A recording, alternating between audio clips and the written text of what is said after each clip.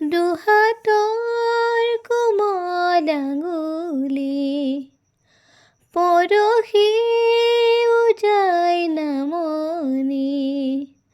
আবেগত বাগৰ সলনি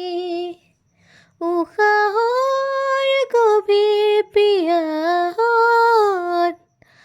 আদৰত লিখা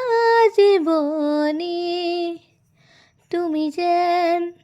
পপীয়া তৰা আকাশৰ বুৱতী নৈ তুমি যেন আৱৰি ধৰা ভিতৰে বাহিৰে বৈ